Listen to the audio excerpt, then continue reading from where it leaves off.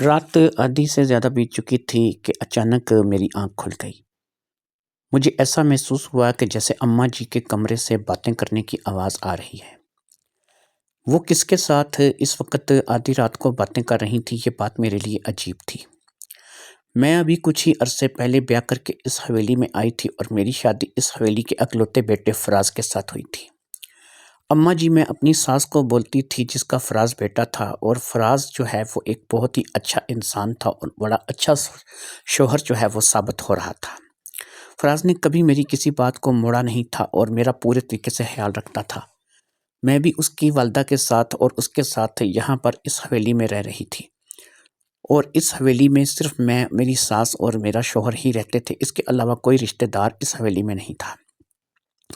دو میاں بیوی ملازم تھے جو کہ کام کر کے رات کو ہی اپنے سرونٹ کوارٹر میں چلے جاتے تھے۔ ان کے لیے ایک علیحدہ سی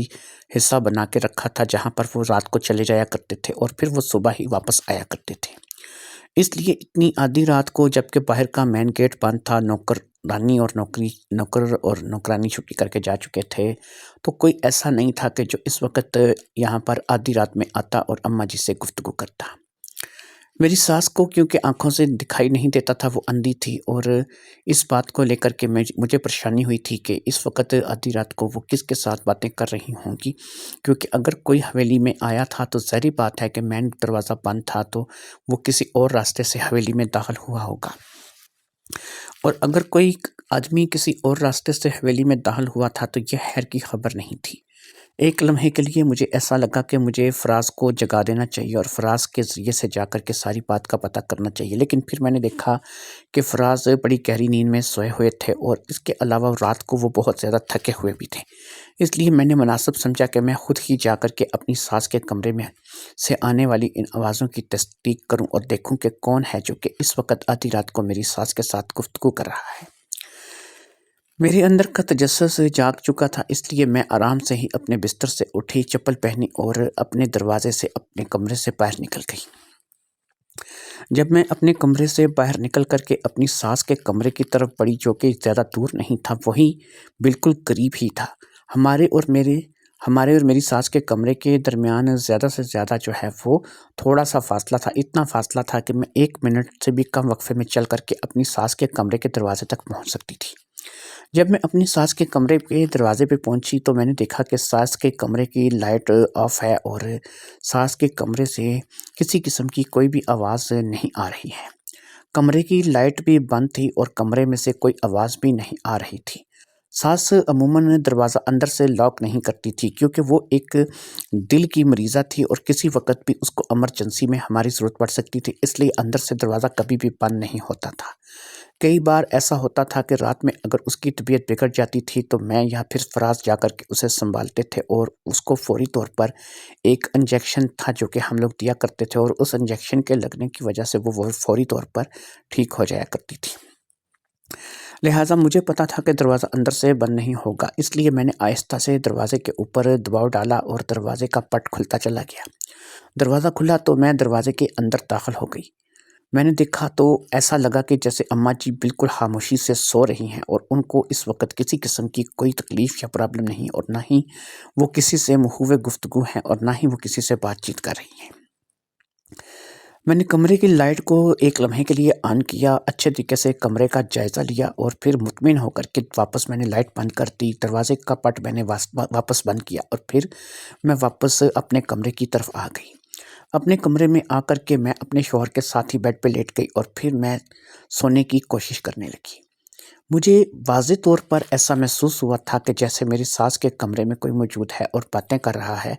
اور میری ساس بھی اس کے ساتھ باتیں کر رہی ہے، لیکن یہ کیا؟ میں اب اس سارے مسئلے کو دیکھ کر کے واپس آ گئی تھی، اور واپس آ کر کے میں یہاں اپنے شوہر کے پاس بیٹھ گئی تھی، لیکن کوئی بھی ایسا نہیں تھا کہ جو مجھے بتاتا، یا کوئی ایسی بات نہیں تھی کہ جیسے کہ میں نے محسوس کیا تھا۔ اب میں کیونکہ جاگ چکی تھی اور میں آدھی سے زیادہ نیند پوری کر چکی تھی، اس لیے دوبارہ نیند نہیں آ رہی تھی۔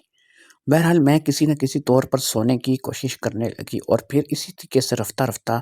آخر کار مجھے نیند کی آغوش میں جانا ہی پڑا اور میں سو گئی۔ اگلی صبح میں اٹھی تو میں ان تمام باتوں کو اپنے ذہن سے نکال چکی تھی۔ میں نے اٹھ کر کے ناشتہ تیار کیا، اپنے شوہر کو اور اپنی ساس کو ناشتہ دیا اور پھر دن بھر کے معمول کے کاموں میں مصروف ہو گئی۔ نوکرانی اور نوکر بھی آ چکے تھے اور وہ بھی دونوں اپنی اپنی ڈیوٹیوں پر کھڑے ہو چکے تھے، یعنی کہ ان کا کام تھا کہ گھر کی صفائی کرنا، کپڑے وغیرہ دھونا، برتن دھونا اور میرے ساتھ کچن میں ہیلپ کرانا۔ اسی طریقے سے یہ معاملات اس روز چلتے رہے اور پھر اسی طریقے سے رات ہو گئی تو نوکرانی اور نوکر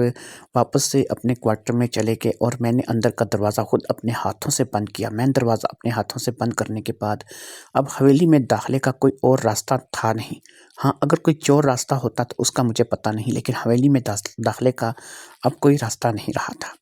فراز سے میں نے کل رات کے بارے میں کوئی گفتگو نہیں کی تھی، اس لیے کہ مجھے پتہ تھا کہ فراز اس بات کو تسلیم ہی نہیں کرے گا، کیونکہ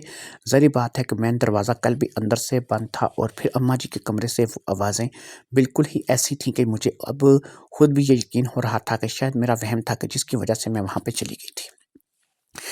میں جب ان تمام کاموں سے فارغ ہو گئی تو پھر میں اپنے کمرے میں آ گئی اور پھر اس رات بھی ہم لوگ سو گئے اور پھر تقریباً آدھی رات کے قریب وہی واقعات میرے ساتھ دوبارہ پیش آیا۔ اب کی بار بھی میں نے اماں جی کے کمرے سے ہی آوازیں سنی تھی اور بڑی واضح آوازیں تھیں جو کہ ان کے کمرے سے آ رہی تھیں۔ میں نے اب اٹھ کر کے پھر ایک دفعہ ان کے کمرے میں جا کر کے دیکھنے کا فیصلہ کیا، جبکہ میں یہی چاہتی تھی کہ اب میں ایسے طریقے سے جاؤں کہ بالکل کسی کو احساس بھی نہ ہو۔ میں نے جوتی بھی نہیں پہنی اور بالکل ننگے پاؤں ایسا ہی جیسے کسی کو محسوس بھی نہ ہو اس کمرے کی طرف چل پڑی۔ اپنے کمرے سے نکلنے کے بعد جب میں آہستہ آہستہ چلتے ان کے کمرے کے دروازے تک پہنچی تو ایک دفعہ پھر مجھے حیرت کا ایک شدید جھٹکا لگا، اور یہ حیرت جو ہے یہ کچھ کم نہیں تھی۔ ان کے کمرے کی لائٹ بھی بند تھی اور ان کے دروازے کے پٹ بھی بھیڑے ہوئے تھے، یعنی کہ بالکل کل جیسا ہی ہوا تھا۔ میں نے آہستہ سے ان کے دروازے کے پٹ کو کھولا اور پھر ساتھ ہی موجود سوئچ بورڈ سے سوئچ آن کر دیا۔ لائٹ کا سوئچ آن ہوتے ہی سارا کمرہ روشنی سے نہا گیا۔ وہ بے سرت سو رہی تھیں، ایسا لگ رہا تھا جیسے کہ انہیں تو ارد گرد کا ہوش بھی نہیں ہے۔ پھر یہ ہے کہ وہ اندھی بھی تھیں، اس لیے میں نے چپ چاپ سے انہی ننگے پیروں کے ساتھ ان کے پورے کمرے میں اچھے طریقے سے گھوم پھر کے کمرے کا جائزہ لینا شروع کر دیا۔ حتیٰ کہ میں نے تو ان کی چارپائی کے نیچے تک جو ہے چادر اٹھا کر کے دیکھا، لیکن کوئی بھی شخص ایسا نہیں تھا کہ جس کے وہاں ہونے کا کوئی وجود ہو۔ ایک بڑی سیف الماری تھی جس کی چابیاں میرے پاس نہیں تھیں اور وہ سیف الماری بند تھی۔ شاید وہ سیف الماری جو ہے اس کو بھی کھولنا کچھ اس وقت زیادہ مناسب نہیں تھا، کیونکہ ایک دم سے کوئی شخص سیف الماری کے اندر گھس کر کے اپنے آپ کو لاک نہیں کر سکتا تھا، اور خاص طور پر اس کام میں بھی اسے چابیوں وغیرہ کی ضرورت ہوتی، اور ایک بند سیف الماری میں کوئی بھی میرے آنے سے پہلے نہیں گھس سکتا تھا۔ اور پھر ایک لمحے کے لیے میں نے سوچا کہ ٹائم ہی کتنا لگتا تھا مجھے اپنے کمرے سے اس کمرے تک آنے میں، زیادہ سے زیادہ 1 منٹ۔ اس 1 منٹ کے درمیان کوئی شخص جو ہے اس کمرے کی نہ صرف کہ لائٹ بھی آف کرتا تھا، بلکہ ایسا ہوتا تھا کہ اماں جی بھی سو جاتی تھیں اور پھر وہ شخص بھی یہاں سے غائب ہو جاتا تھا۔ اب تو مجھے یہ احساس ہونے لگا کہ کہیں یہ کمرہ یا یہ گھر اسیب زدہ تو نہیں ہے ایسے ہی، یا پھر میرے کان بولتے رہتے ہیں۔ میں آپ کو یہاں پر ایک اور چیز بتا دوں، میں کوئی ان پڑھ گوار لڑکی نہیں تھی۔ میں نے BA کر رکھا تھا اور میں ایک انتہائی پڑھی لکھی لڑکی تھی۔ میں شہر کی رہنے والی تھی اور میں نے ایک اچھے کالج سے اعلیٰ تعلیم حاصل کی تھی۔ فراز بھی اسی کالج میں پڑھتے تھے اور فراز سے میری ملاقات کالج کے دوران ہی ہوئی تھی، تو فراز نے بتایا تھا کہ وہ ایک گاؤں سے تعلق رکھتے ہیں، وہ اپنی والدہ کے ساتھ گاؤں میں رہتے ہیں۔ وہ بہت بڑے کوئی جاگیردار تو نہیں ہیں، لیکن گاؤں میں ان کی اچھی زمین ہے اور ان کی اپنی ایک ذاتی حویلی ہے۔ انہوں نے مجھے پسند کیا تھا اور مجھ سے شادی کرنے کی خواہش ظاہر کی تھی، لہٰذا میں نے بھی ان کے ساتھ زندگی گزارنے کا فیصلہ کر لیا تھا اور میں نے بھی انہیں اپنا جیون ساتھی بنانے کا فیصلہ کر لیا تھا۔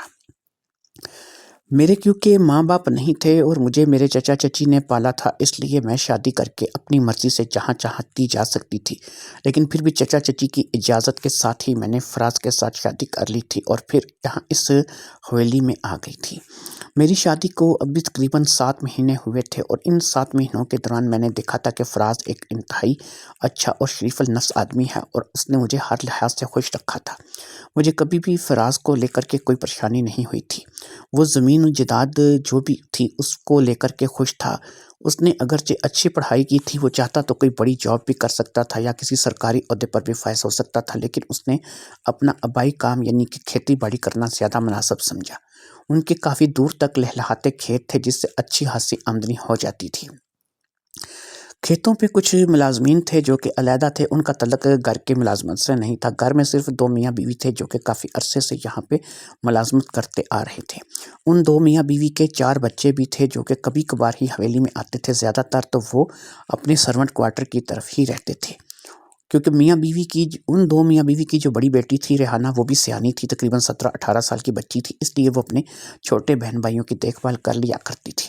ریحانہ ان بہن بھائیوں کے ساتھ بہت کم ہی تھی کہ حویلی میں آیا کرتی تھی۔ ایسے میں جب میں فراز کے ساتھ شادی کر کے آئی تو اس شادی کے بعد یہ راز کھلا کہ فراز کی جو والدہ ہیں زرینہ بی بی، وہ ایک اندھی خاتون ہیں جن کی ایک حادثے میں آنکھوں کی بینائی چلی گئی اور اس کے بعد سے وہ مسلسل اندھی چلی آ رہی ہیں۔ 5 سال پہلے تک وہ اس دنیا کو نہ صرف کہ دیکھ سکتی تھی، سن سکتی تھی، بلکہ ہر طریقے سے اس ماحول کو انجوائے کر سکتی تھی۔ لیکن 5 سال پہلے ایک کار حادثے میں جبکہ وہ فراز کے ساتھ ہی ہائی وے پہ سفر کرتی جا رہی تھی کہ ایک جانور کو بچاتے بچاتے کار ایک کھائی میں جا گری تھی۔ جانیں تو بچ گئی تھیں، لیکن فراز کو بھی کچھ چوٹیں آئی تھیں اور کچھ چوٹیں جو تھیں اس کی والدہ کو بھی آئی تھیں۔ ان چوٹوں کے چلتے وہ اپنی نظر کھو بیٹھی تھیں، ان کی نظر پر اثر پڑا تھا۔ اگرچہ وہ اپنی آنکھوں کی بینائی کھو بیٹھی تھیں اور ان کو دکھائی نہیں دیتا تھا، لیکن کیونکہ حویلی ان کی جانی پہچانی تھی، اس لیے حویلی میں ان کو گھومنے پھرنے میں کسی قسم کی پریشانی نہیں آتی تھی۔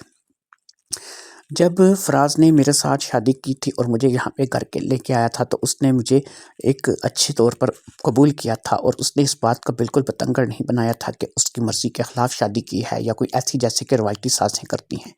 اس کا سلوک بھی میرے ساتھ بہت اچھا تھا اور اسی طریقے سے وقت جو تھا وہ گزرتا چلا جا رہا تھا۔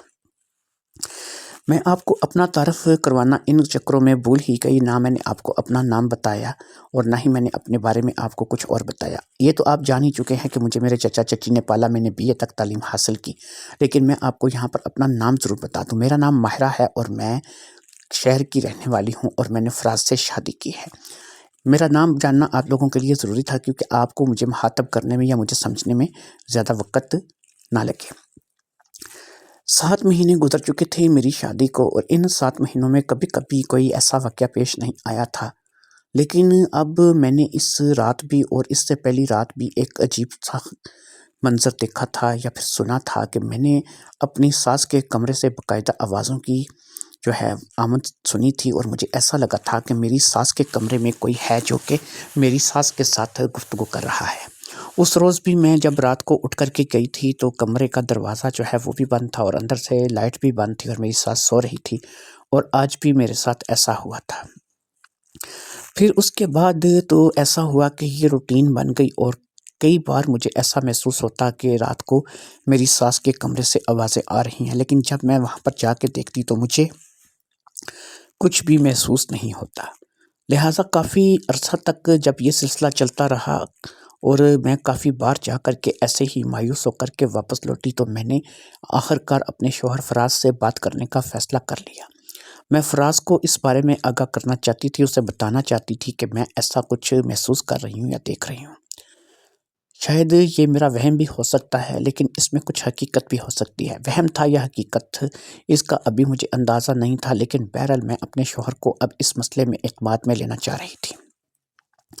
پھر ایک رات جب میں اپنے شوہر کے ساتھ کمرے میں تھی اور ہم لوگ سونے کے لیے لیٹنے ہی والے تھے کہ میں نے اپنے شوہر فراز کو اس بارے میں بتایا اور اسے بتایا کہ میرے ساتھ کافی عرصے سے روزانہ یہ سلسلہ چل رہا ہے اور تقریباً 1 ہفتے سے زیادہ ہو گیا ہے۔ میں کئی بار اٹھ کر کے اماں جی کے کمرے کی طرف جاتی ہوں اور پھر یہ سب کچھ کر کے واپس آ جاتی ہوں۔ میں نے اسے ساری بات سے آگاہ کیا۔ میری بات کو وہ بڑے تسلی سے سنتا رہا اور جب میں نے اپنی بات کو ختم کی تو وہ ایک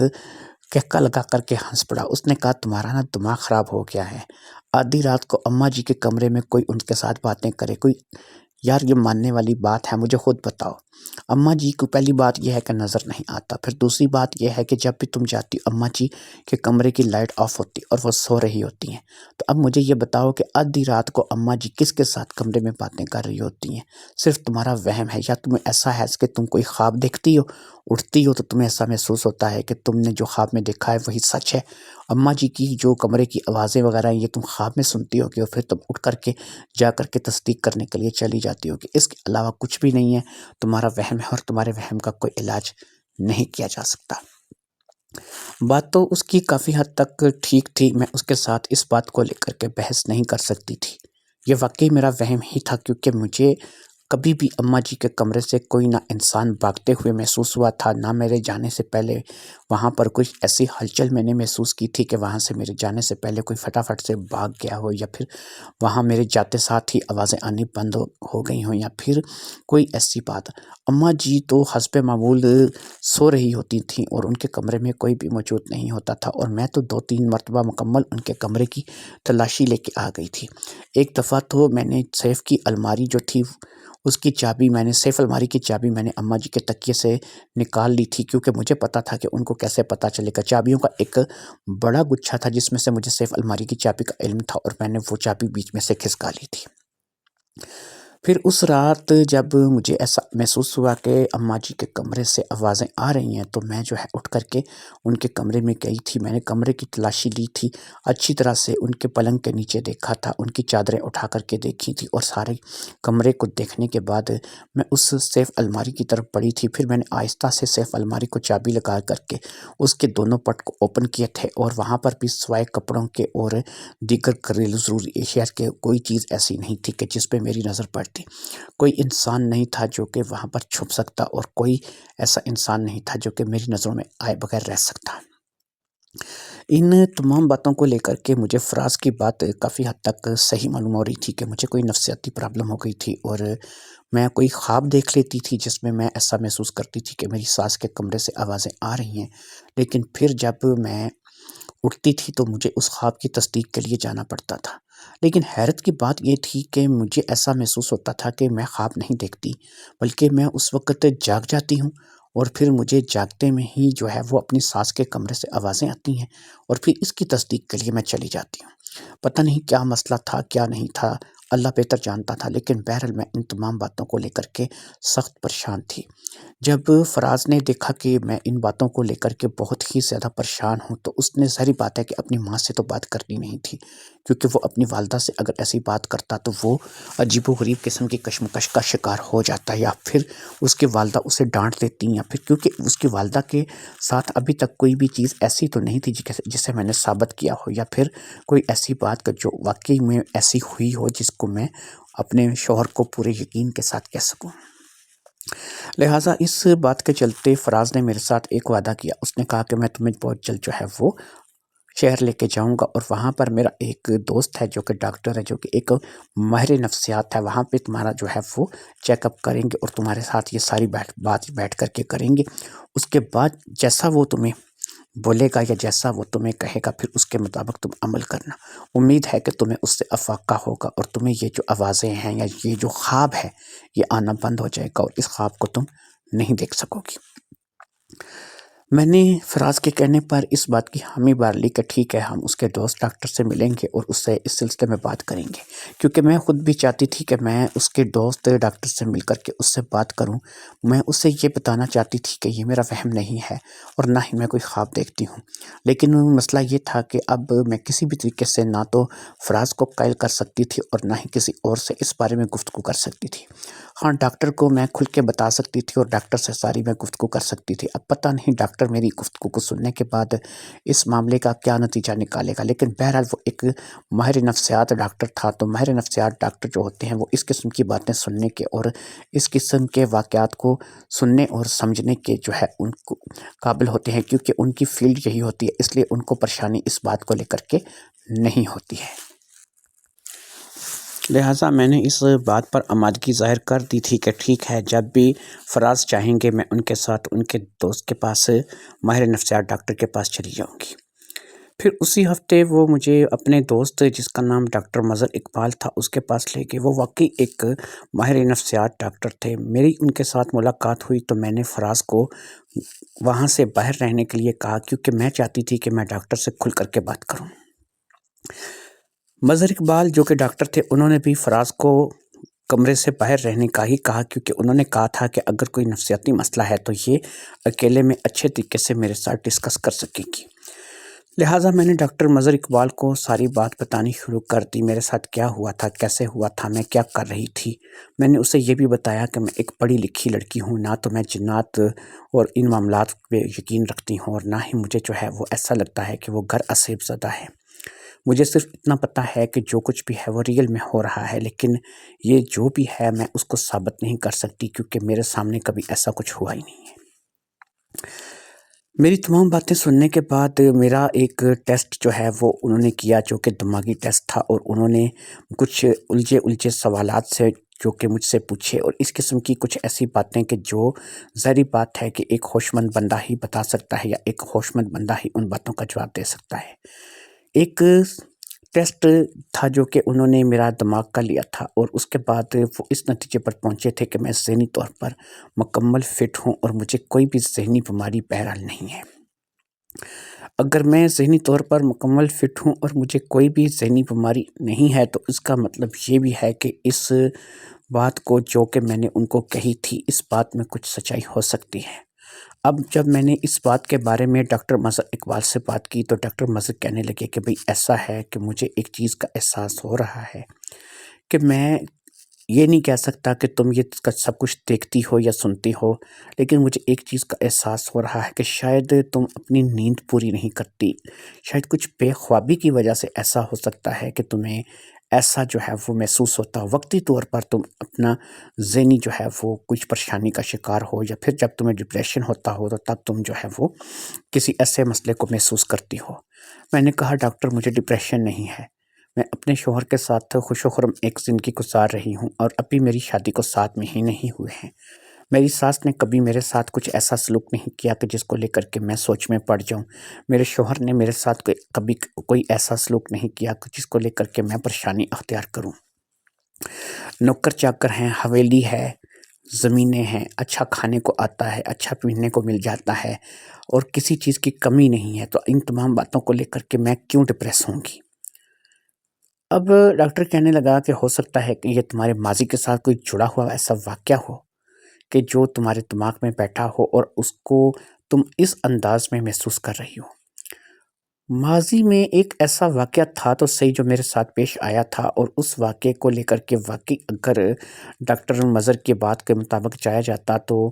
لیکن وہ واقعہ اس سے کافی ڈیفرنٹ تھا۔ وہ ایسا واقعہ تھا کہ مجھے اپنے کمرے میں کبھی کبھی محسوس ہوتا تھا کہ جیسے میں کمرے میں کوئی آتا ہے اور وہ میرے کمرے میں جو ہے اپنا وقت گزار کر کے چلا جاتا ہے۔ ایک ڈر سا تھا جو کہ مجھے تھا، اور وہ ڈر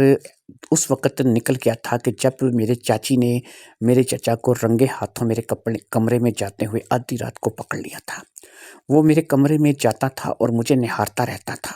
شاید اس کی نیت میں کچھ فطور تھا، لیکن جب میری چاچی نے اسے پکڑا اور پھر اس کے بعد میری چاچی نے اچھی خاصی اس کو سنائی تھی، اور چند دنوں کے لیے گھر میں گھسنے بھی نہیں دیا تھا۔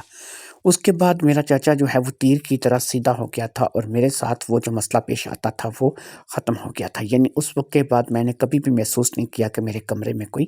آیا ہے۔ لیکن ایسا ہے کہ یہ واقعہ کیونکہ میرے کمرے سے متعلق تھا، اور چاچا جو ہے وہ مجھے آ کر کے نہارتا تھا، اس لیے میں اس بات کو لے کر کے، اپنی چچی کو لے کر کے، اس وقت اس بات کو لے کر کے پریشان ہوئی تھی، اور ذہنی طور پر میں کافی ڈپریشن میں چلی گئی تھی۔ خاص طور پر جب مجھے یہ بات پتہ چلی تھی کہ میرا چچا میرے کمرے میں آتا تھا، اور چچا کی وجہ سے میں اتنی پریشانی کاٹی ہے۔ میں نے جب اپنی چچی سے اس بارے میں گفتگو کی تھی تو کافی دیر تک میں اور میری چچی جو ہے وہ اسی بات کو لے کر کے پریشان رہے تھے۔ لیکن پھر مہینہ 2 مہینہ کے اندر جب سب کچھ نارمل ہو گیا تھا، اور میرے چچا نے بھی ان کاموں سے توبہ کر لی تھی، اور دوبارہ کبھی اس نے ایسی حرکت نہیں کی، اور میں بھی نارمل اپنی زندگی میں واپس آ گئی تھی، تو میرے ذہن سے یہ بات نکل گئی تھی۔ یہ ایک ایسا واقعہ ہو سکتا تھا کہ جو یہاں پر میں ڈاکٹر مظہر اقبال کے ساتھ ڈسکس کر سکتی تھی اور اسے بتا سکتی تھی کہ میرے ماضی میں ایک ایسا واقعہ میرے ساتھ پیش آیا تھا۔ لہٰذا میں نے ڈاکٹر مظہر اقبال کو اس واقعے کے بارے میں بھی بتانے کا فیصلہ کر لیا اور میں نے ڈاکٹر مظہر کو اس واقعے کے بارے میں بھی مکمل ڈیٹیل بتا دی۔ اس نے اس واقعے کو سننے کے بعد مجھے صرف اتنا کہا کہ دیکھو ماہرہ، بات یہ ہے کہ یہ بات ہو سکتی ہے کہ اس بات کی بنیاد ہو جو کہ تم اب محسوس کر رہی ہو، لیکن مجھے لگتا نہیں ہے کہ اس چیز کا اس چیز سے کوئی تعلق ہو سکتا ہے۔ وہ ایک بالکل ڈیفرنٹ واقعہ تھا اور یہ ایک بالکل ہی الگ واقعہ ہے۔ بہرحال اب یہ ہے کہ تم جاؤ اور میں فراز کو بھی سمجھا دیتا ہوں کہ وہ تمہاری پوری طرح سے کیئر کرے، اور سب سے بڑی بات یہ ہے کہ اگر آئندہ تم کوئی ایسی آوازیں سنو تو تم اس چیز کے چکر مت پڑو کہ فراز جاگ رہا ہے یا سو رہا ہے۔ تم فوری طور پر فراز کو جگا دیا کرو۔ میں اس بات کے لیے فراز کو بھی بول دیتا ہوں، تم اس کو جگاؤ گی، جب وہ جاگے گا اور وہ بھی تمہارے ساتھ طرح ایسی آوازیں سن لے گا تو ظاہری بات ہے کہ پھر وہ اس بات پر یقین کرے گا کہ تم جو ہے وہ جھوٹ نہیں بولتی ہو اور نہ ہی یہ تمہارے دماغ کا کچھ خلل ہے اور تم نے واقعی میں آوازیں سنی ہیں۔ اب اس نے فراز کو یعنی میرے شوہر کو اندر بلا لیا اور پھر اس کو ساری باتیں سمجھانے لگا۔ فراز نے بھی اس کی بات کو مان لیا اور اس نے کہا کہ ہاں، اگر ایسا ہوتا ہے کہ یہ کوئی ایسی آوازیں سنتی اور ایسی آوازیں سن کے اچانک سے اس کی آنکھ کھل جاتی ہے تو یہ فوری طور پر مجھے جگا دیا کرے۔ میں کوشش کیا کروں گا کہ بنا کوئی آواز کیے اٹھ جاؤں اور اس کے ساتھ مل کر پہلے تو میں ان آوازوں کو سننے کی کوشش کروں گا، لیکن اگر پھر وہ آوازیں مجھے بھی آ گئیں اور اسے بھی آ گئیں تو پھر اس بات کا پکا ہو جائے گا کہ اس گھر میں یعنی میری حویلی میں کوئی کھیل کھیلا جا رہا ہے جس کا مجھے علم نہیں ہے۔ لیکن اگر ایسا کچھ بھی نہ ہوا، اس نے مجھے اٹھایا اور میں نے آوازیں سننے کی کوشش کی لیکن میرے پلے ککھ نہ پڑا اور مجھے کوئی آواز نہ آئی، تو پھر میں اس کو واضح طور پر ماہرہ کا وہم سمجھ لوں گا اور پھر اس وہم کا کوئی علاج جو ہے وہ ظاہری بات ہے کہ میرے پاس نہیں ہے۔ لہٰذا ڈاکٹر مظہر کے ساتھ ساری گفتگو طے پا گئی تھی۔ ڈاکٹر مظہر نے مجھے ویسے تو کوئی میڈیسن نہیں دی تھی، لیکن پھر بھی انہوں نے مجھے ایک میڈیسن لکھ دی تھی کہ اگر تمہیں ذہنی ڈپریشن ہو، نیند وغیرہ نہ آ رہی ہو اور تم ایسا محسوس کرو کہ تمہیں بے خوابی کا مرض ہو گیا ہے یا تم جو ہے وہ سو نہیں پا رہی ہو، تو پھر تم یہ ایک گولی جو ہے وہ رات کو سونے سے پہلے لے لیا کرنا۔ اس سے یہ ہوگا کہ تم 7-8 گھنٹے کی آرام دہ نیند کرو گی اور تمہیں کسی قسم کی پریشانی کا سامنا نہیں کرنا پڑے گا۔ ہم ڈاکٹر مظہر کے کلینک سے نکل آئے تھے اور ابھی بھی بات وہیں کی وہیں تھی، کوئی بات کا فیصلہ جو ہے وہ نہیں ہو پایا تھا۔ کون تھا جو کہ آدھی رات کو اماں جی کے کمرے میں آتا تھا، ان سے باتیں کرتا تھا اور پھر چلا جاتا تھا؟ کوئی ایسا جو کہ اماں جی کا بہت زیادہ قریبی تھا، جسے وہ اچھی طریقے سے جانتی تھی، جس سے وہ گفتگو کرتی تھی۔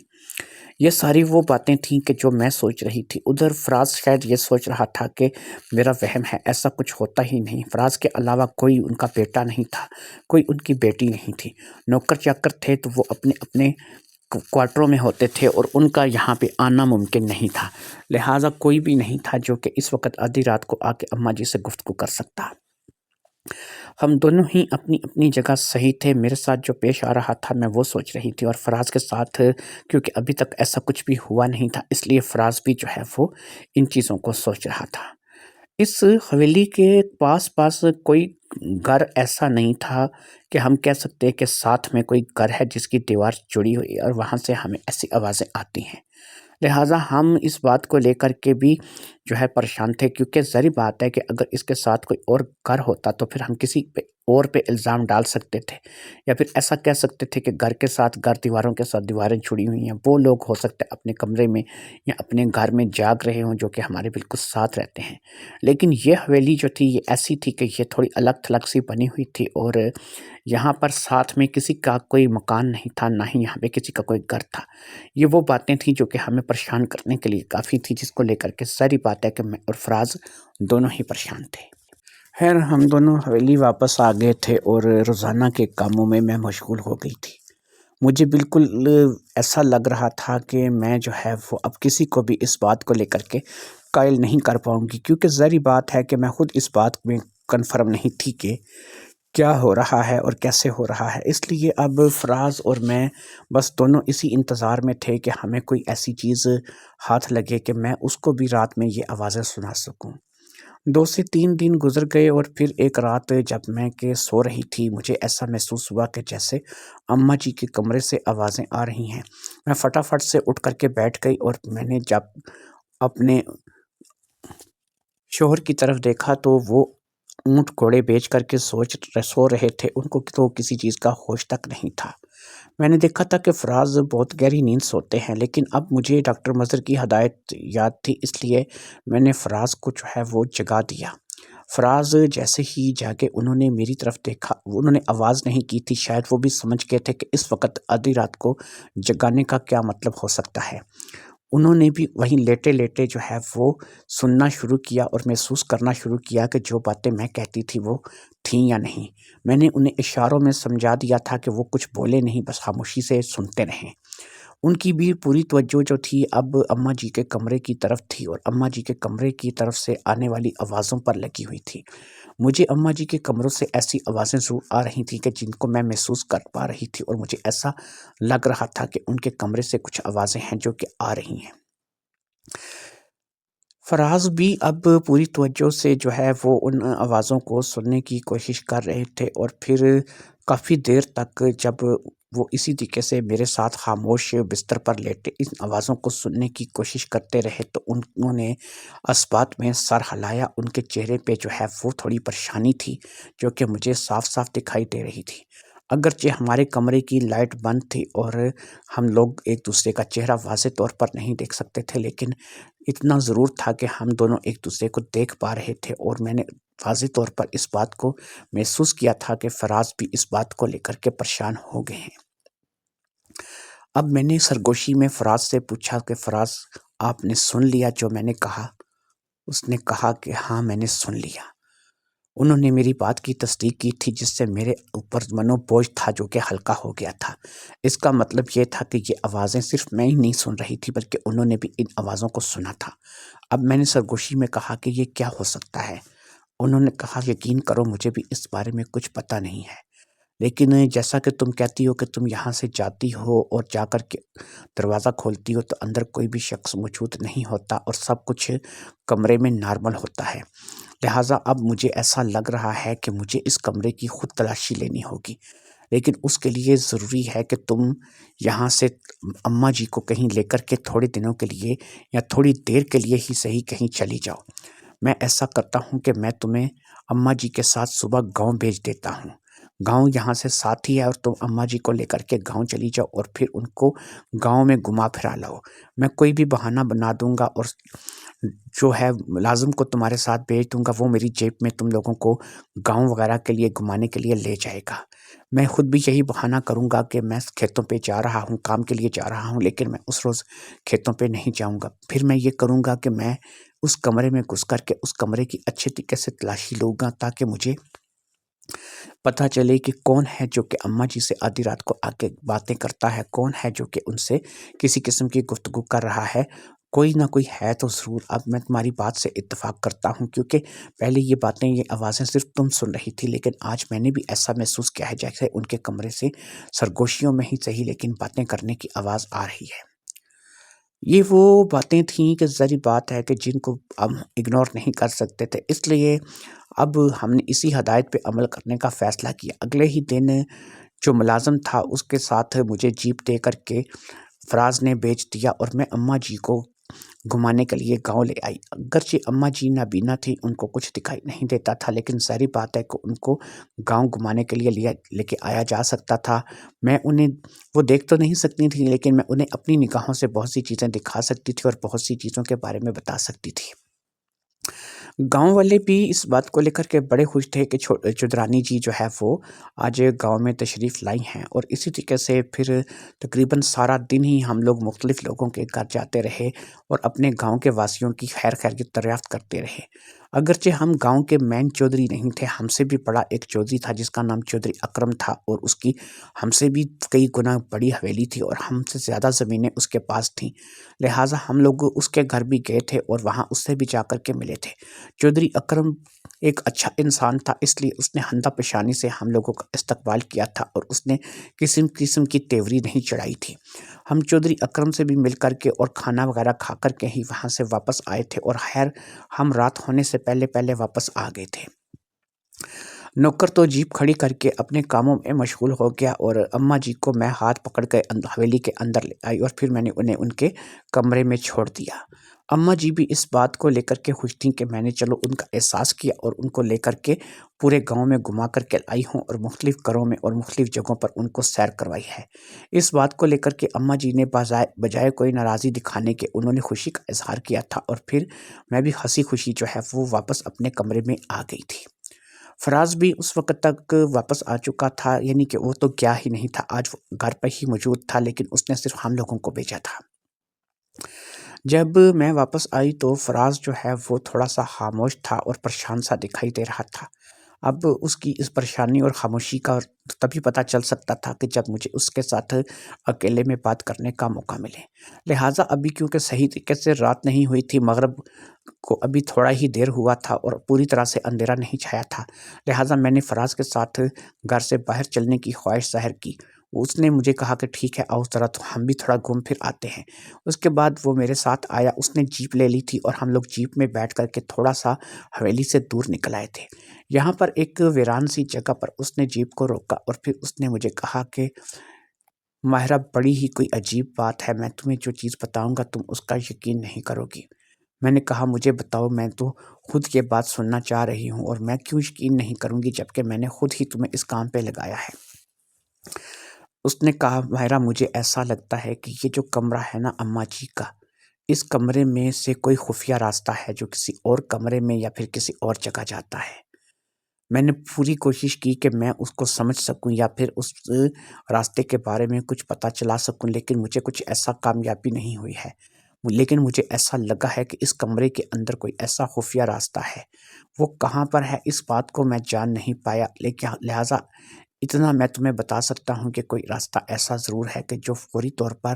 کہیں کھلتا ہے اور پھر کوئی بندہ جو ہے وہاں سے فوری طور پر غائب ہو جاتا ہے۔ وہ 1 منٹ کا وقفہ اس کے لیے کافی ہے وہاں سے غائب ہو جانے کے لیے۔ میں نے کہا چلو میں تمہاری بات کو ایک لمحے کے لیے تسلیم بھی کر لیتی ہوں کہ اس کمرے سے کوئی ایسا دروازہ یا کوئی ایسا راستہ ہے جو کو خفیہ طور پر کوئی اس کو اوپن کرتا ہے اور پھر ایک دم سے اس دروازے کے اندر سے غائب ہو جاتا ہے۔ جتنی دیر میں چل کے اماں جی کے کمرے میں جاتی ہوں اتنی دیر میں وہ وہاں سے غائب ہو چکا ہوتا ہے۔ لیکن اب سوال یہ پیدا ہوتا ہے، مجھے ایک بات تم یہ بتاؤ، میں جو بات تم سے جاننا چاہ رہی ہوں، اور وہ بات میں یہ جاننا چاہ رہی ہوں کہ اگر وہ دروازہ کھلتا ہے اور وہ بندہ غائب ہو جاتا ہے یا وہ کسی راستے سے غائب ہو جاتا ہے، تو مجھے صرف ایک بات بتاؤ، اماں جی اس کے ساتھ اگر باتیں کرتی ہیں تو یہ باتیں اماں جی ہمیں کیوں نہیں بتاتی ہیں؟ آخر وہ اماں جی کے ساتھ آگے کیا باتیں کرتا ہے، اور اماں جی جو ہے وہ ان باتوں کو لے کر کے ہمارے ساتھ کبھی کوئی مسئلہ ڈسکس نہیں کرتی، اور ہمیں اس بارے میں بالکل انہوں نے انجان کیوں رکھا ہوا ہے؟ فراز کہنے لگا یہی تو بات ہے جس کی مجھے سمجھ میں نہیں آ رہی ہے، اور میں اماں جی سے یہ بات پوچھ بھی نہیں سکتا، کیونکہ ظاہری بات ہے کہ اگر انہوں نے یہ بات خود مجھے بتانی ہوتی یا تمہیں اس بات میں انہوں نے شامل کرنا ہوتا تو وہ کر لیتی، لیکن اب مسئلہ یہ ہے کہ وہ نہ تو تمہیں یہ بات بتانا چاہ رہی ہیں اور نہ ہی انہوں نے یہ بات مجھے بتائی ہے۔ اس کا مطلب یہ ہے کہ اگر وہ بات ہم دونوں سے چھپا رہی ہیں تو اس بات کے پیچھے کوئی بڑا راز ہو سکتا ہے۔ میں نے کہا پھر ایسا کون سا بڑا راز ہے کہ جس کو لے کر کے وہ بیٹھی ہوئی ہیں اور جس کو وہ چھپا رہی ہیں، اور جو کون سی ایسی بات ہے کہ جس کی وجہ سے جو ہے وہ ہم دونوں کو بھی یہ بات نہیں بتا رہی ہیں؟ خیر یہ باتیں ایسی باتیں تھیں کہ ان کے بارے میں نہ تو فراز کو کسی بات کا علم تھا اور نہ ہی مجھے کسی بات کا علم تھا، لہٰذا ہم دونوں نے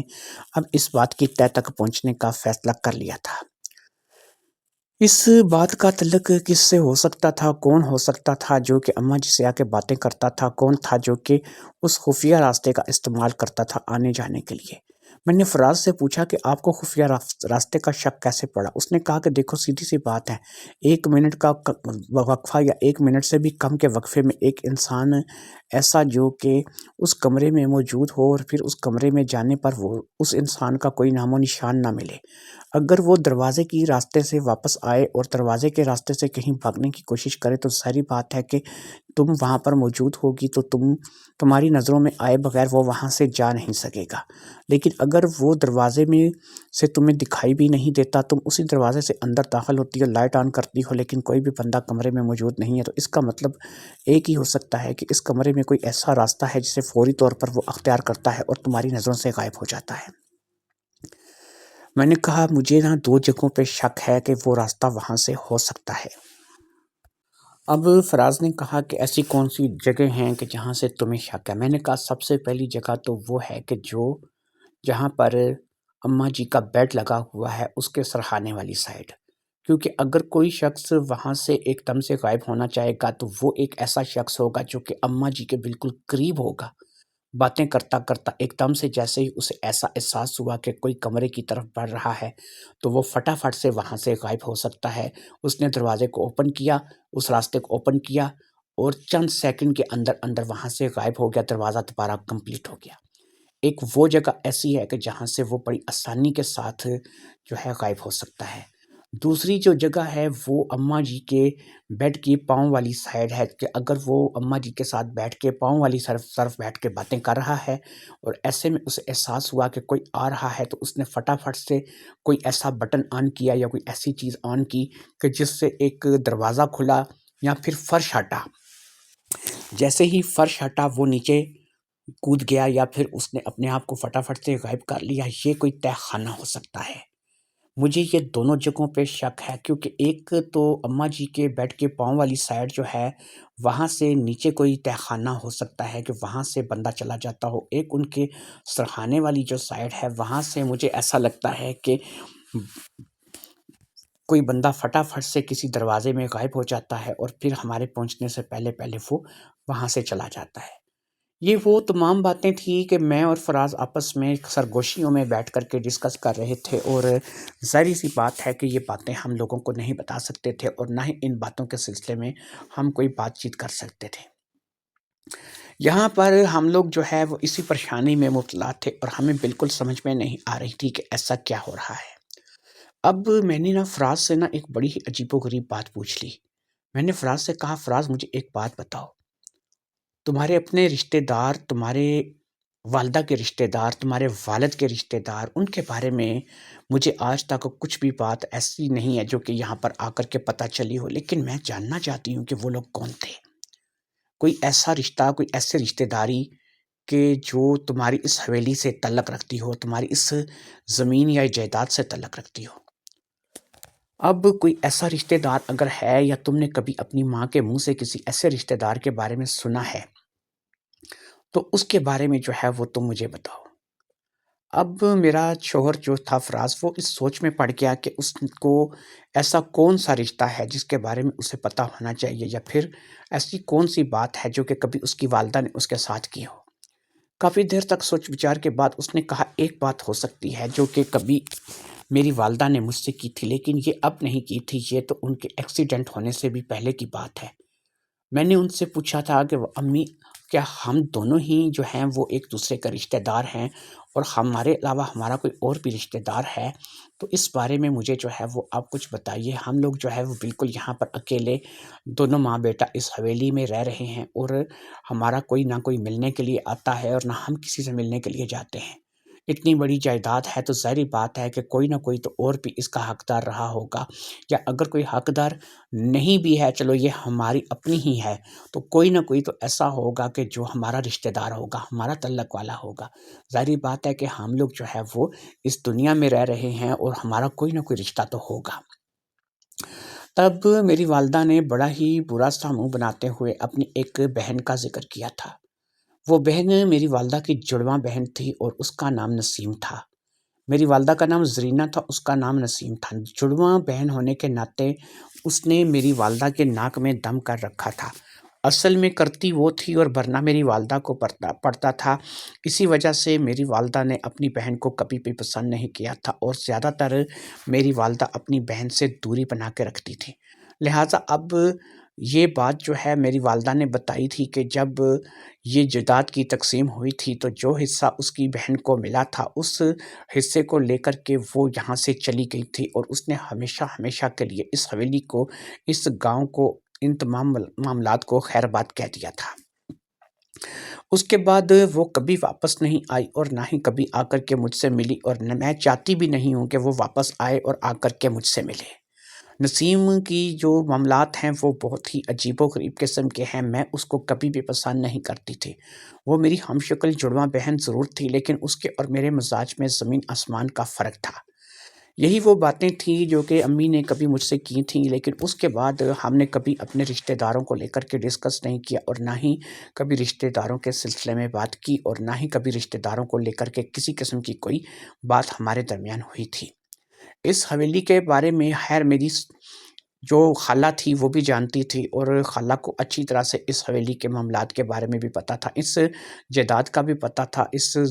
زمین کا بھی پتہ تھا، لیکن اس میں کسی بھی چیز کے اوپر اس کا کوئی بھی حق نہیں تھا، کیونکہ تمام کاغذات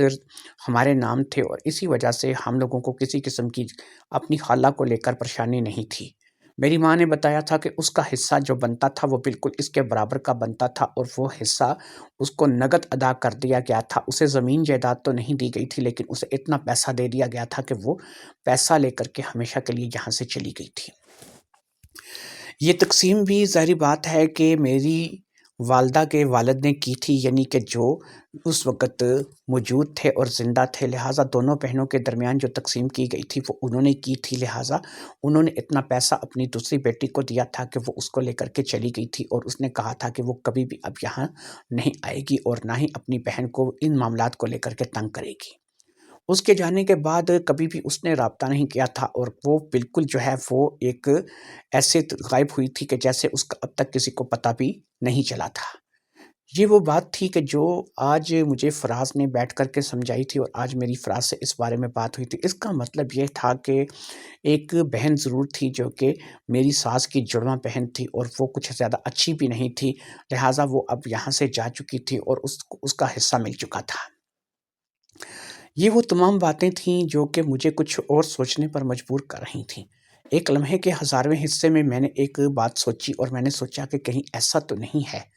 کہ یہ جو عورت جس کو میں اس وقت اندھی سمجھ رہی ہوں اور اپنی ساس سمجھ رہی ہوں، نہ تو یہ عورت اندھی ہو اور نہ ہی میری ساس ہو۔ کہیں ایسا تو نہیں کہ میری ساس کی جگہ میری ساس کی بہن نے، یعنی کہ میری ماسی ساس نے لے لی ہو؟ کیا یہ عورت میری ماسی ساس ہو سکتی ہے؟ میری ساس اندھی ہے تو یہ عورت جو ہے یہ آنکھوں والی ہو سکتی ہے؟ یہ ایک ایسی عورت ہو سکتی ہے کہ جو میری ساس کی جگہ بدل کر بیٹھ گئی ہو، جبکہ ظاہری بات ہے کہ فراز اسے کیسے پہچانے گا جبکہ ماں کی شکل تو ایک جیسی ہی ہے، اور پھر اس اندھے ہونے والے حادثے کے بعد تو فراز کی اور ماں کی زیادہ گفتگو بھی نہیں ہوتی تھی۔ میں ہی تھی جو کہ اب اس گھر میں ایک نیا ممبر تھی اور بیاہ کر کے آئی تھی، لیکن مجھے بھی اب اس چیز کا احساس ہونے لگا تھا کہ کہیں نہ کہیں کچھ نہ کچھ گڑبڑ ضرور ہے۔ لہٰذا اب اس کا ایک ہی حل تھا، اور وہ حل تھا کہ پورے طور پر مجھے اپنے ساس کے اوپر نظر رکھنی ہوگی، اور مجھے جو ہے اس بات کو ثابت کرنا ہوگا کہ جو میں سوچ رہی ہوں اس میں کس حد تک صحیح ہوں۔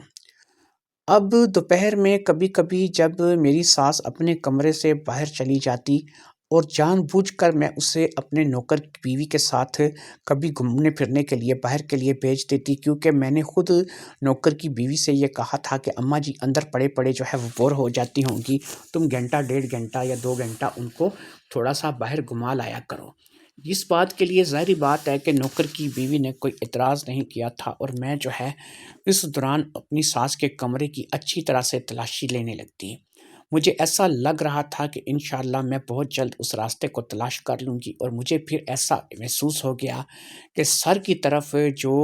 جہاں پر بیڈ پڑا تھا وہاں پر جو دیوار ہے وہاں پر راستہ ہو سکتا ہے، کیونکہ وہ دیوار مجھے کھٹکھٹانے پر ایسا لگا جیسے کھوکھلی دیوار ہے، اور اس کھوکھلی دیوار کے پیچھے کوئی راستہ ہے۔ جب میں نے اس چیز کو سمجھ لیا، اور میں نے اس روز رات کو جب فراز سے اس بارے میں بات کی، تو فراز نے کہا کہ اب مجھے بتاؤ کہ اس کا کیا کیا جا سکتا ہے۔ میں نے کہا کرنا کیا ہے، ہمیں اب اس کے لیے کچھ عملی قدم اٹھانا ہوگا، ورنہ یہ نہ ہو کہ بہت دیر ہو جائے۔ اس روز میں نے اسے اپنے خدشے سے آگاہ کر دیا، اور اسے بتا دیا کہ مجھے ایسا لگتا ہے کہ میری ساس جو ہے وہ کسی مصیبت میں ہے، اور یہ جو ہے یہ میری ساس نہیں بلکہ میری ساس کی بہن ہے۔ وہ کہنے لگے نہ کرو یار ایسا، مجھے کم از کم ڈرانے کا کام تو تم نہ کرو، یہ اگر میری ماں نہیں ہے، میری ماں کی بہن ہے اور میری ماں کی جگہ لے کر کے بیٹھ گئی ہے تو سوال یہ پیدا ہوتا ہے کہ میری ماں کہاں ہے۔ میں نے کہا مانو نہ مانو فراز، یہ تمہاری ماں نہیں ہے اور یہ اندھی بھی نہیں ہے۔ میں نے کئی بار اس کو ایسا محسوس کیا ہے کہ جیسے کہ یہ اندھی نہیں ہے، لیکن میں نے یہ بات تمہیں کبھی نہیں بتائی کیونکہ تم کہو گے کہ یہ مزید شک میں پڑتے چلی جا رہی ہے، اس لیے میں نے تم سے کبھی اس بارے میں ڈسکس نہیں کیا ہے۔ اب ایسا قرار پایا کہ کسی بہانے سے ماں کو جو ہے وہ نوکرانی یا نوکر کے ساتھ پورے ایک دن کے لیے کہیں بھیج دیا جائے گا، اور پیچھے سے ہم دونوں جو ہے اس کمرے کا اچھے طریقے سے جو ہے وہ جائزہ لیں گے، اور نہ صرف کہ جائزہ لیں گے، جہاں پر ہمیں شک ہے ہم اس کمرے میں کھدائی کر کے یا پھر اس دروازے کو جو ہے وہ ڈھونڈنے کی کوشش کریں گے۔ اب ظاہر سی بات ہے کہ ہم نے روزانہ کی بنیاد پر ایک روٹین بنا لی تھی کہ ہم اپنی اندھی ساس کو، یعنی کہ میں، نوکرانی یا نوکر کے ساتھ بھیج دیتی تھی۔ اس روز جب میں نے اپنی اندھی ساس کو نوکرانی یا نوکر کے ساتھ بھیجا تو ساتھ ہی میں نے ان کو یہ بھی بتا دیا کہ اس کو 3 سے 4 گھنٹے تک گھر میں نہیں لانا ہے۔ ان کو اس بات سے سروکار نہیں تھا کہ ہم کیا کر رہے ہیں، لیکن ظاہری بات ہے کہ وہ ہمارے ملازم تھے تو وہ ہماری بات کو مان رہے تھے۔ اگرچہ وہ بھی مالکن تھی، لیکن ظاہری بات ہے کہ جتنی فراز کی چلتی تھی اتنی اس کی نہیں چلتی تھی۔ جیسے ہی وہ لوگ اسے لے کر کے نکلے، ہمیں اب کھل کھیلنے کا موقع مل گیا۔ ہم اس کمرے میں پہنچے اور پھر ہم نے وہاں پر اچھے طریقے سے جہاں پر بھی ہمیں شک تھا، ہم نے کہاڑے سے، ہتھوڑے سے ضربیں لگانی شروع کر دیں۔ ہماری تیسری چوتھی ضرب ہی کامیاب ہوئی تھی، اور واقعہ ہی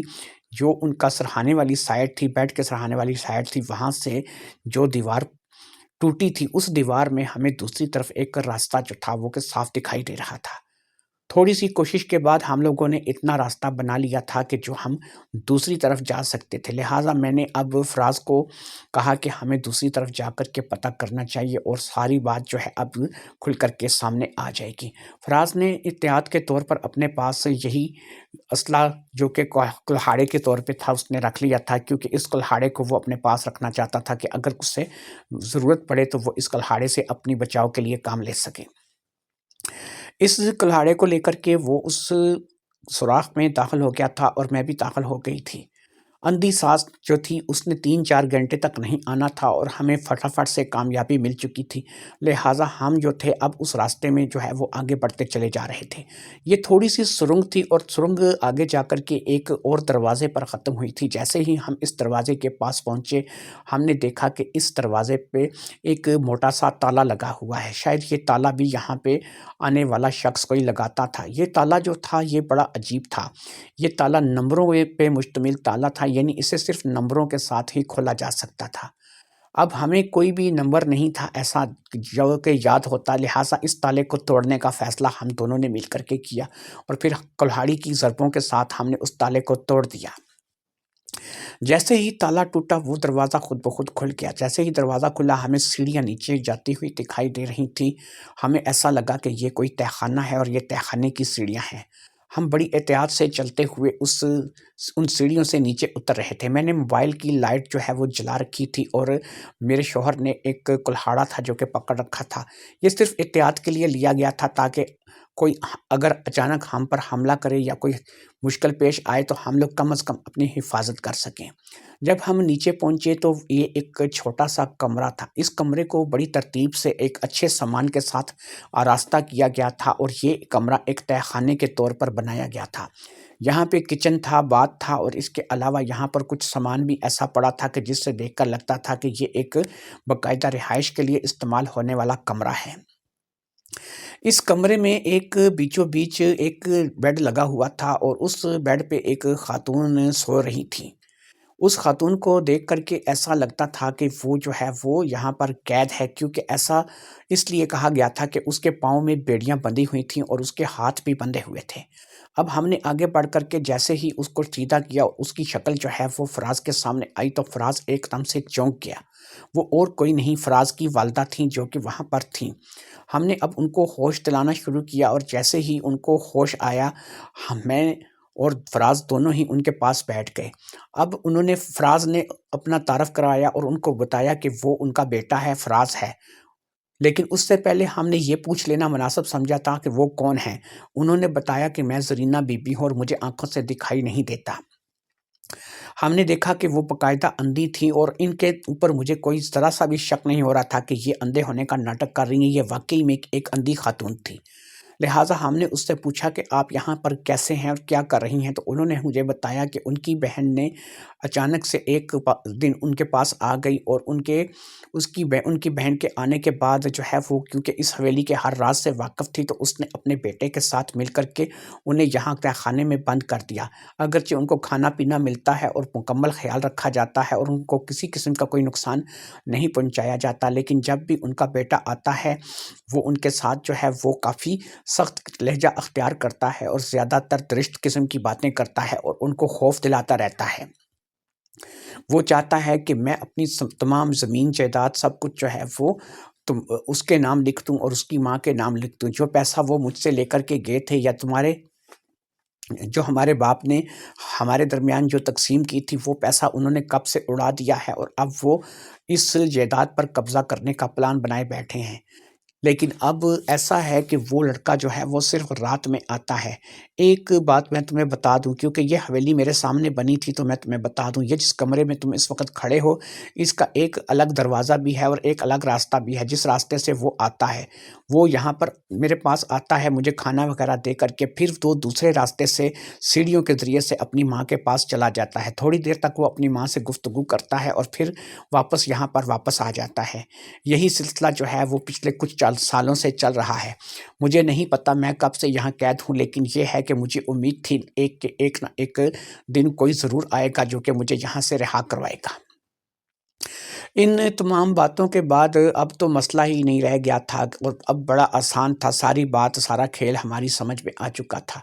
ہم نے اپنی والدہ کو تسلی دی کہ آپ یہیں رہیے، ابھی فی الحال ہم آپ کو آزاد نہیں کروائیں گے، لیکن آپ بے فکر ہو جائیے، آج کی رات آپ آزاد ہوں گی اور آج کی رات ہم جو ہے ایک بار پھر انشاءاللہ واپس آئیں گے۔ وہاں سے واپس آنے کے بعد ہم نے سب کچھ پہلے جیسا کیا، تالا جو کہ نمبروں والا توڑا گیا تھا اسے ایک دفعہ ہم نے پھر سے ویسے کا ویسا ہی کرنے کی کوشش کی اور ہم اس میں کافی حد تک کامیاب ہو چکے تھے، کیونکہ ہم نے اس پہ جو ضرب لگائی تھی وہ ایسے لگائی تھی کہ ایسا محسوس نہیں ہو رہا تھا کہ اسے کوئی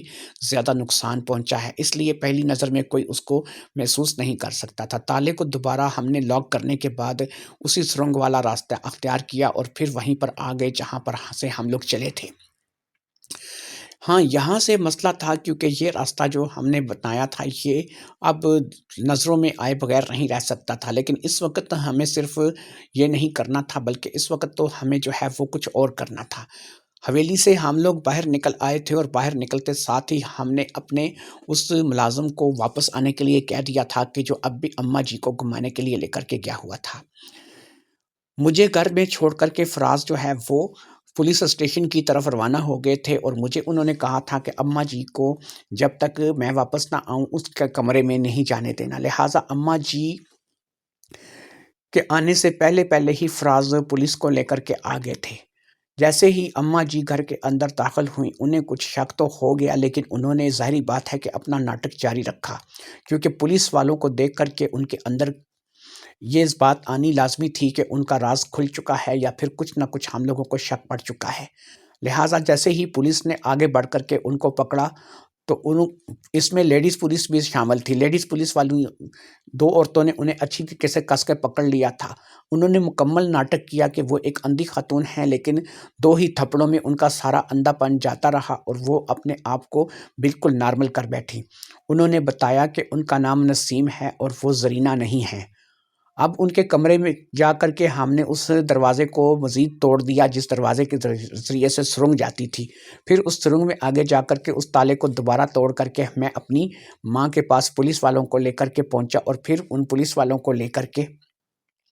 میں نے اپنی ماں کو آزاد کرنے کا فیصلہ کر لیا۔ ماں کو بیڑیوں سے آزاد کروانے کے بعد ہم نے اپنی ماں کو اپنے ساتھ لیا اور اس کو ساتھ لے کر کے ہم واپس حویلی میں آ گئے۔ وہ راستہ جو کہ اس دوسرا راستہ تھا جس راستے سے اس عورت کا یعنی میری خالہ کا بیٹا آتا تھا، اس راستے پر ہم لوگوں نے پیرا لگا دیا تھا کہ وہ جیسے ہی آئے گا اسے بھی پولیس پکڑ لے گی، لہٰذا اب پولیس اس کے آنے کا انتظار کر رہی تھی۔ نسیم بی بی پکڑی جا چکی تھی اور نسیم بی بی کو جو ہے وہ اس وقت تھانے بھیج دیا گیا تھا۔ رات ہو گئی، رات آدھی سے زیادہ بیت گئی، پھر رات گزر گئی لیکن کوئی بھی نہیں آیا۔ پھر اسی طریقے سے اگلا دن آیا اور اسی طریقے سے پولیس جو ہے وہ مسلسل پہرا دیتی رہی۔ روزانہ پولیس اس راستے پہ پہرا دیتی تھی لیکن اس راستے سے کوئی بھی نہیں آتا تھا۔ ہم نے اس راستے کو بھی دیکھ لیا تھا اور اس راستے کو بھی اچھے طریقے سے سمجھ لیا تھا، اور اس راستے سے بھی جو کہ حویلی کے ایک اور طرف سے ہو کر کے آتا تھا اور سیدھا اس تہہ خانے میں جا نکلتا تھا، ہم نے اس راستے کا بھی اچھے طریقے سے اندازہ کر لیا تھا، اور اس راستے کا اچھے طریقے سے دیکھنے سننے کے بعد بھی کبھی بھی وہ لڑکا دوبارہ جو ہے وہ اس راستے کی طرف نہیں آیا۔ ایسا لگتا تھا کہ جیسے اسے پتہ چل چکا ہے اور اسے پتہ لگ گیا ہے کہ اس کی ماں کو پولیس نے پکڑ لیا ہے، لہٰذا نسیم بی بی کو جو کہ اس کی ماں تھی اسے تو جیل بھیج دیا گیا، لیکن اس لڑکے کا دوبارہ سے کبھی کوئی پتہ نہیں چلا۔ حویلی کا پہرا ہم لوگوں نے بڑھا دیا تھا اور اس بات کا ہم لوگ اب پورا خیال رکھتے تھے کہ وہ جیسے ہی حویلی کی طرف آئے گا یا پھر اس کا کچھ نام و نشان ملے گا اس کو پکڑ لیا جائے گا۔ سب سے بڑی بات یہ تھی کہ ہم اسے صورت سے نہیں جانتے تھے اور ہمیں نہیں پتہ تھا کہ اس کی صورت کیا ہے، کیونکہ ہم اس کے صورت آشنا نہیں تھے، اس لیے ہم اپنی طرف سے پوری احتیاط کر رہے تھے۔ لیکن اس کے بعد پھر کئی سال گزر گئے اور اسی طریقے سے ہم لوگ اپنی زندگی میں واپس آ گئے۔ میری اندھی ساس، میں اور فراز اسی حویلی میں رہتے ہیں، لیکن اس کے بعد کبھی وہ شخص واپس اس حویلی کی طرف نہیں آیا۔ اس کی ماں کو جیل بھیج دیا گیا تھا، شاید اسی بات سے وہ اس قدر ڈر گیا تھا کہ اس نے کبھی دوبارہ اس حویلی میں آنے کا ارادہ بھی نہیں کیا۔ شاید وہ اس حویلی میں دوبارہ واپس آنا ہی نہیں چاہتا تھا، کیونکہ اسے اس بات کا اندازہ ہو چکا تھا کہ یہاں آنا اس کے لیے زیادہ اچھا نہیں ہوگا۔ اس تہخانے کے راز کے بارے میں ہمیں پتہ چل چکا تھا اور اب ہم بھی کبھی کبھی اس تہخانے کو اپنے کسی کام کے لیے استعمال کرتے تھے۔